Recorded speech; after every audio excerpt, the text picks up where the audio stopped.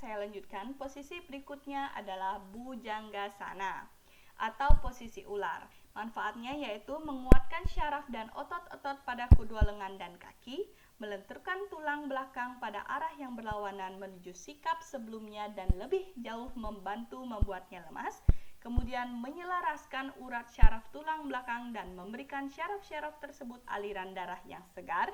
Asana ini membantu dalam menciptakan satu set kuat lengan dan bahu. Otot-otot juga diperkuat yang dalam nada mengembalikan syaraf tulang belakang untuk kembali fleksibel. Kemudian posisi berikutnya adalah kembali ke posisi Parwatasana, kemudian posisi Aswasancalanasana, kemudian lanjut ke posisi Padhastasana, kemudian posisi Hasta Uttanasana, dan terakhir ditutup oleh posisi Pranamasama.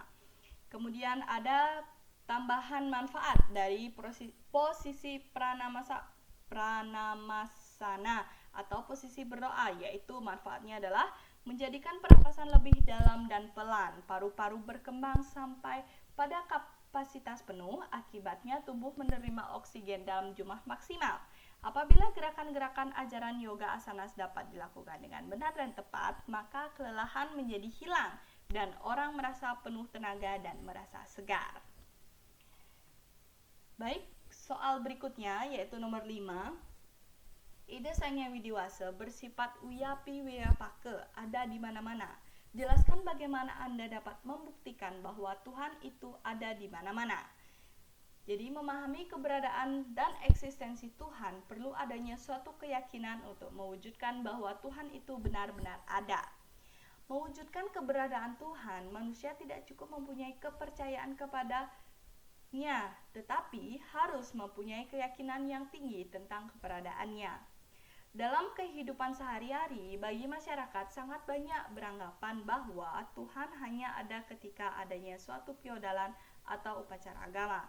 Sehingga pada saat itu umat Hindu berbondong-bondong ke pura dan tempat-tempat suci lainnya. Mereka tidak menyadari bahwa secara filosofis Tuhan atau ide Sangya Widi ada di mana-mana atau wiyapaki wiyapake. Hal tersebutlah yang membuat kita secara tidak sadar meyakini bahwa Tuhan ada di mana-mana. Baik, itu ada salah satu contoh yang sederhana. Kemudian lanjut ke soal berikutnya yaitu nomor 6. Berilah contoh dalam kehidupan sehari-hari bagaimana mengembangkan kasih dengan mengikuti kebenaran seperti yang diajarkan dalam Bhagavad Gita. Nah, jadi kasih dapat terwujud dengan melakukan hal seperti saling membantu, gotong royong, tidak memfitnah, saling menghargai, saling menghormati, tidak berbohong, selalu menepati janji, mengasihi orang lain, menjaga tali persaudaraan, saling toleransi, tidak menghina orang lain, dan masih banyak lagi contoh-contoh yang bisa diterapkan untuk mengembangkan kasih. Soal berikutnya nomor 7. Berikan contoh pengalaman hidup yang pernah Anda alami yang ada hubungannya dengan renungan berikut. Apapun perbuatan yang kau lakukan, engkau akan menuai hasil yang sepadan. Maka dari itu, engkau harus mengembangkan moralitas dan meresapkan nilai-nilai kemanusiaan. Ketika makanan menjadi basi, tidak ada gunanya menyimpan makanan tersebut, karena ia akan menjadi semakin basi. Anda mungkin saja bisa menyembunyikan dosa-dosamu dari masyarakat, namun Anda tidak akan dapat menyembunyikan apapun dari Tuhan.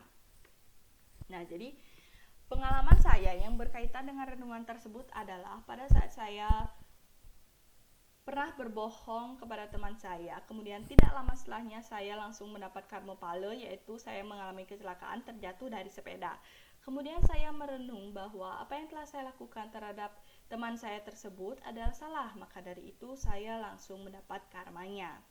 Terkait hal tersebut, karma pala itu cepat atau lambat dalam kehidupan sekarang atau nanti, segala karma pala dari perbuatan itu pasti diterima karena sudah merupakan hukum yang mutlak. Karma pala mengantarkan roh atau atma masuk ke surga atau masuk ke neraka. Bila dalam hidupnya selalu berkarma baik, maka pahala yang didapat adalah surga. Sebaliknya, bila hidupnya itu selalu berkarma buruk, maka hukuman nerakalah yang diterimanya. Neraka adalah alam hukuman, tempat para roh atau atma mendapat siksaan sebagai hasil dan perbuatan buruk semasa hidupnya.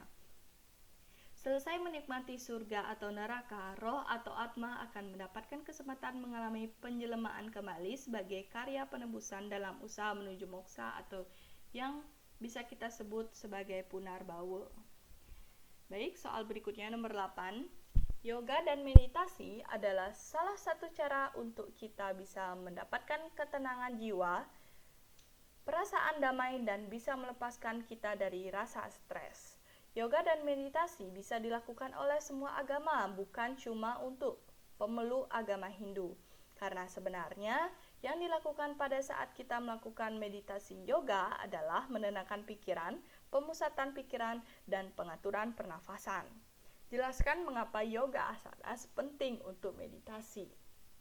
Nah, jadi yoga asana memiliki arti yang lebih luas dan melampaui praktek latihan fisik lainnya karena tidak hanya memiliki pengaruh fisik pada otot dan tulang, melainkan juga pada kesehatan mental, jiwa, dan kepribadian spiritual seseorang. Yoga asana dilakukan secara perlahan-lahan disertai dengan relaksasi dan konsentrasi. Hal ini dilakukan agar sistem internal dan eksternal akan terpengaruh, sehingga syaraf, kelenjar otot, dan organ-organ tubuh bagian dalam dapat berfungsi dengan baik dan sehat. Yoga asana memiliki pengaruh fisik dan kejiwaan yang berfungsi dalam mengurangi racun dalam tubuh dan menyembuhkan berbagai penyakit. Yoga asana dapat dilakukan tanpa mengenal perbedaan usia, jenis kelamin, jenis kulit, ras, dan lainnya. Yoga asana sangat baik untuk melatih konsentrasi dan meditasi, sehingga dapat meningkatkan kualitas hidup kita. Hal tersebutlah yang menyebabkan yoga asana sangat penting untuk meditasi. Kemudian pertanyaan berikutnya, nomor 9. Peraturan dalam agama Hindu menegaskan bahwa yang mempunyai kewenangan untuk memimpin suatu yatnya adalah orang suci atau orang bijaksana yang dalam hidupnya telah melakukan penyucian lahir dan batin melalui suatu upacara padiksan atau pawintenan. Orang yang telah melakukan upacara padiksan dan pawintenan itu disebut pandita dan pinandita. Jelaskan syarat-syarat melakukan penyucian lahir batin orang suci. Nah, baik. Orang suci atau resi secara etimologi dalam bahasa Sanskerta berasal dari kata dres yang berarti melihat atau memandang. Resi adalah orang yang atas usahanya sendiri melakukan tape, brata, yoga, samadhi, dan memiliki kesucian dapat menghubungkan dirinya kepada Ida Sang Hyang Widi Wasa serta dapat melihat hal yang lampau, yang sekarang, dan yang akan datang, atau biasa disebut dengan atita, nagata, dan wartamana. Syarat-syarat orang suci yaitu dalam ajaran Weda untuk menjadi orang suci ada 4 syarat yang mesti dimiliki, yaitu widya atau memiliki ilmu pengetahuan dan kerohanian. Baik itu apara widya dan parawidya. Kemudian satya, memiliki sifat jujur dan selalu memegang teguh kebenaran. Kemudian tapa, mampu mengendalikan diri dari segala godaan nafsu. Kemudian sruta, mampu menerima getaran-getaran suci atau wahyu. Kemudian syarat menjadi pandita, untuk menjadi seorang pandita, seorang pinandita atau sulingge harus memiliki syarat-syarat sebagai berikut, yaitu selalu dalam keadaan bersih dan sehat lahir batin, mampu melepaskan diri dari keterikatan duniawi, tenang dan bijaksana, mampu membaca kitab suci Weda, selalu berpedoman pada kitab suci Weda, paham dan mengerti tentang catur Weda, teguh dalam melaksanakan dharma, dan teguh melaksanakan tapa brata. Kemudian syarat menjadi pinandita. Setiap umat Hindu memiliki hak yang sama untuk menjadi seorang sulingge. Seseorang dapat diangkat menjadi seorang pinandita apabila telah memenuhi syarat-syarat berikut. Yang pertama adalah laki-laki yang sudah menikah atau tidak menikah seumur hidupnya atau sukla brahmacari. Kemudian wanita yang sudah menikah atau tidak menikah seumur hidupnya atau sukla brahmacari. Kemudian pasangan suami istri yang sah. Kemudian usia minimal 40 tahun. Kemudian paham bahasa Kawi, Sanskerta, Indonesia, dan menguasai secara mendalam dari kitab